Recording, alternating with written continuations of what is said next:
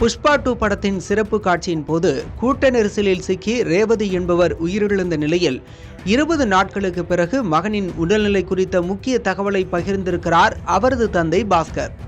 அல்லு அர்ஜுன் மற்றும் தெலுங்கானா அரசின் நடவடிக்கைகள் குறித்தும் விரிவாக பேசியிருக்கிறார் பாஸ்கர். டிசம்பர் 4ஆம் தேதி புஷ்பா 2 படத்தின் சிறப்பு காட்சி திரையிட்ட திரையரங்கில் படத்தின் நாயகன் அல்லு கலந்து கொண்ட போது ஏற்பட்ட கூட்ட நெரிசலில் சிக்கி ரேவதி என்பவர் உயிரிழந்த செய்தி பெரும் அதிர்வலைகளை ஏற்படுத்தியது. ஹைதராபாத்தில் சந்தியா தியேட்டரில் நடந்த இந்த சம்பவத்தில் அல்லு அர்ஜுன், அவரது பாதுகாப்பு குழு மற்றும் தியேட்டர் நிர்வாகத்தின் மீது பல்வேறு பிரிவுகளின் கீழ் வழக்கு பதிவு செய்யப்பட்டது. அதன்படி கடந்த 13ஆம் தேதி கைது செய்யப்பட்ட அல்லு அர்ஜுன் அடுத்த நாளே ஜாமீனில் வெளிவந்தார். தொடர்ந்து இந்த விவகாரம் தெலுங்கானாவை தாண்டி தேசிய அளவில் பூதாகரமாக வெடித்தது.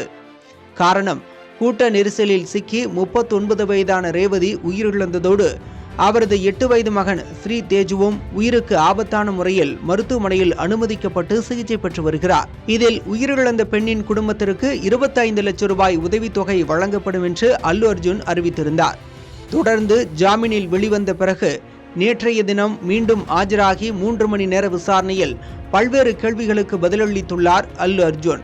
இதற்கிடையேதான் உயிருக்கு ஆபத்தான முறையில் ஹைதராபாத்தில் உள்ள மருத்துவமனையில் சிகிச்சை பெற்று வரும் தனது மகனின் உடல்நிலை குறித்த தகவல்களை பகிர்ந்திருக்கிறார் தந்தை பாஸ்கர். செய்தியாளர்களிடம் பேசிய அவர், ஆக்சிஜன் அண்ட் வெண்டிலேட்டர் மாஸ்க் அகற்றப்பட்டுள்ளதாகவும் 20 நாட்களுக்கு பிறகு ஸ்ரீதேஜ் கண் விழித்துள்ளதாகவும் கூறியுள்ளார். அத்தோடு மகனின் உடல்நிலை தேர நாட்கள் எடுக்கும் என்று மருத்துவர்கள் கூறியுள்ளதாகவும், கண் விழித்தாலும் மகனால் யாரையும் அடையாளம் காண முடியவில்லை, உணவு குழல் மூலமாகத்தான் உணவு கொடுக்கப்படுகிறது.